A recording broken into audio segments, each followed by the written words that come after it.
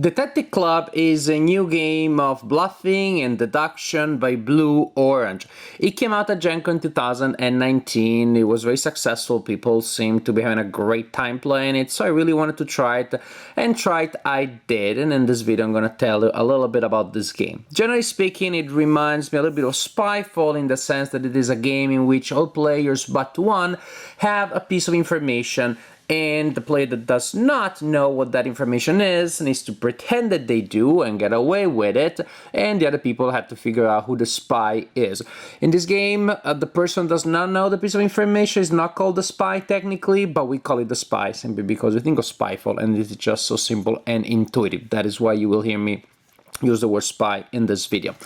Now, in this game, each player will have a cardboard element such as this one. They put in front of themselves. We got a number of them, and then each player will also get a matching magnifying lens. We have tokens that indicate that we used to keep track of victory points, and then we have this beautiful stack of cards, tarot size, with a lot of fascinating, surreal, beautiful imagery. Dixie style, or like many other games that you have seen that are just loaded with images, with content, which really is necessary, as you will see, for the game to work. And I'm just showing an example of the crazy dreamlike stuff that you may expect. Each player receives a hand of 6 cards. Say 1, 2, 3, 4, 5, and 6. Each player receives a hand of 6 cards, and then players, well, each round the player will be the informant, and then players will alternate being the informant. When everybody's been the informant once, so same number of rounds as the number of players, the game is over, and at that point the player that collected the most victory points wins the game. How does it work? First, the informant looks at their cards and chooses 2 that can be linked together by a keyword. Maybe I want to choose these 2 thinking of animals, or more specifically, maybe I think of these 2 and I'm thinking of bird, or I'm looking for some of those. I don't know, I'm looking at these 2, I'm thinking of the keys on the telescope, and I'm thinking of tool. Is that even a thing? Or these 2, and I'm thinking of liquid, looking at these 2 things. So I just look, oh, these 2 maybe give me liquid. So as the informant, I look at those cards, I select 2 of them secretly, go back, let's go back to birds. It's actually bird. So I put down those 2 as the informant, and then I take a stack of notes, or these little notebooks, equal to the number of players minus 1. Suppose we have 6 players, then I take 5. This is because the informant does not need a notepad. Then the word that I had in mind, remember, bird, I write it on all of these notepads but one. One stays blank. Then I shuffle these and I hand them out, 1 per player. That means that after I do so, each player but one will know the secret word. Again, the job of the people with the secret word is to figure out who the spy is. The spy is a person that does not know the word. And then the spy is to try to get away with that. So once we set up the round this way, everybody knows the word but one, the informant puts down a card in front of themselves. Then everybody in clockwise order will have to do the same. That is, they play a card from their hand. Suppose, for example, that, oh well, it's me, I'm not the spy, I know the word is bird, but these are the cards that I have. I don't really have any bird on them. I'm looking, and again I'm trying to figure out a card that will still allow me to look like I know what's going on here. So I put this one here because at least it has a little bit of a sky. And then the next player will put down a card 2 again. Ooh, they're lucky they do have a bird there, so they'll put it there. Then the next player doesn't have anything and is thinking about this as like floating, being light, and that's the closest thing they can produce from their hand to bird. And then we get to the spy, who has no idea what the word is, but the spy is looking around, and maybe the spy actually is sitting here as the first person. That is a tough spot. You need to figure out something in common with the one card that the informant put down that you know has to do with the keywords. It was the informant that decided the keyword based on their cards. And so the spy goes, I don't know, this one somehow seems to have something in common with these other cards. Then we go back to the informant after everybody put down a card, and the informant reveals their second card. Everybody again puts down a second card. At that point, once everybody has the second card down, the informant reveals the keyword, bird, in this case, bird. Now, we go around the table once more and everybody explains why they put down the cards that they did. This player says, like, well, here, I know I didn't have any birds, but there was a sky, so birds fly in the sky. And this one, simply, there is a birdhouse. Okay. And here we have, well, there is a bird right there, and here there is a dog that is behaving like a bird, and that's all I had. That's what I did. Okay.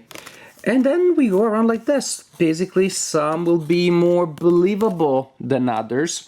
But again, sometimes the believable ones are not because the person knew the keyword, because maybe that is what the spy had in their hand. And so sees a bird there, says, I'll try. Maybe it is bird. Whereas somebody who did know the word, don't have anything, and they have to go for some less obvious, more far-fetched explanation. So whatever the case, every player explains why they put those down to demonstrate that they knew the word. Of course, the spy is completely making it up. Once this is done, everybody gets to vote, everybody but the informant, and they put their magnifying glass on the cardboard tile of the person that they think is the spy, and that's it. So people vote that way. Each player that identified the spy correctly scores 3 points. If the spy only got 0 or 1 vote, suppose that this was the spy, then the spy scores 5 points and the informant scores 4. This is very important. That's something that I've noticed my players tend to miss. The informant wants the spy to get away, so the informant should try to keep things easy and intuitive as possible. If you have a card with, say, a fly, and instead of doing flying or animal or insect, you choose invertebrate, that's gonna be tough. That's gonna be tough. And I wish I could tell you that's a fictional example, but no, that's something that happened in a game. Which of course made the game super fun. Incidentally, I was the spy, and the other players started acting so weird because they didn't know how to handle that, and actually I got away with that. So I guess there is something to be said also if the informant is causing some chaos. So I guess the game can go in different ways. In any case, this is how you play Detective Club. I like games of bluffing and social deduction, say like Resistance or Avalon, but I like even more games that are not so much about, say, using just the dry logic of deduction, rather games where people can create really fantastic lies, think creatively, and people can just add more their perspective. That's why I like Spyfall even more, I like The Crypto even more. The Crypto is probably one of my favorite games. And because of this also, Detective Club has easily and quickly skyrocketed to the top of my favorite games of bluffing, deduction, party games, social engagement, because the players can add so much. Yes, those cards are beautiful, yes, they will give you a lot, but ultimately it's not the card, it's what you do with it. From the informant, that is trying to keep things easy, but however, by making a subject that is really super easy, there are also other tricky things that are, of course, then it may be hard for other people, and for the spy including, to match that specific subject. However, if the keyword is too generic, then that's a problem too. So the informant has to find that sweet spot. For the other people, they're trying to match the keyword, of course, but also looking around and trying to see what happens. And it's important that you have that tile that has the 1 and 2 slot, because after a while that you play, you really start seeing the difference. How come that player, the first card, had really little to do with the keyword, but the second was perfect? Because maybe at that time the player had enough to see and was able to figure out a pattern, or the player got lucky. What if it's the other way around? What do we infer from that? But ultimately, one of the best things is precisely the fact that you can make stuff up, and that when everybody explains why they played those cards, a proficient spy thinking creatively might be able to get away with it, and somebody who is legit may entirely look like they are an awful liar because it turned out that they didn't plan things well, they didn't have the right cards. May happen, but everybody says they didn't have the right cards, including the spy. Or again, they had the right cards, but they are not able to really express why, and they look like they're lying.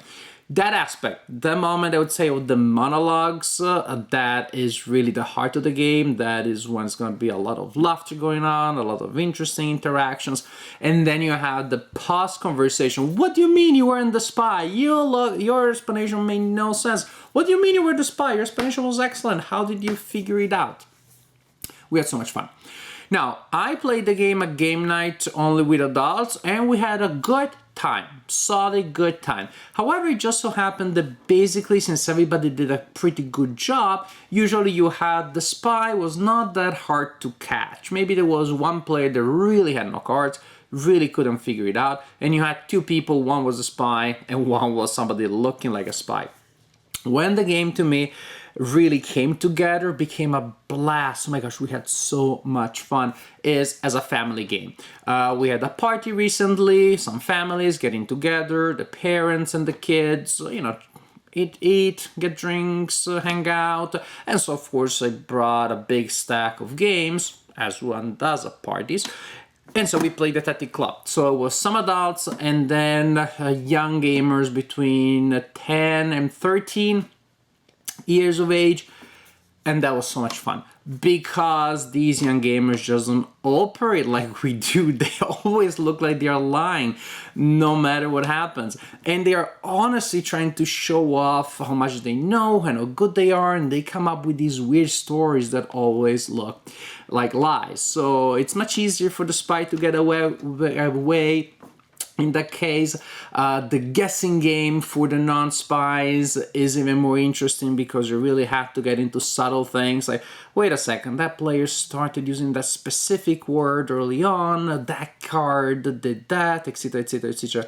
The guessing, the challenge is much more interesting when you play with young gamers. So actually, I would definitely recommend this game. Well, I had a great time playing it. Obviously, I had a good time playing a game night, a great time playing it as a family game. So I definitely recommend it for young gamers and a mix or adult and young gamers, just because the conversations and the explanations are going to be even crazier and the guessing game is going to be much harder.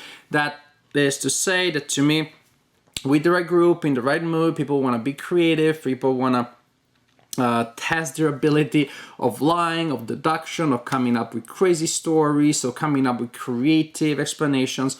This is a game that really works. Yes, it has an element of luck because depending on where the spy is sitting, the task for the spy may be more or less hard. But it's a quick game. If you miss that one round, you'll still have a lot of chances in other rounds to get luckier or to be able to score points.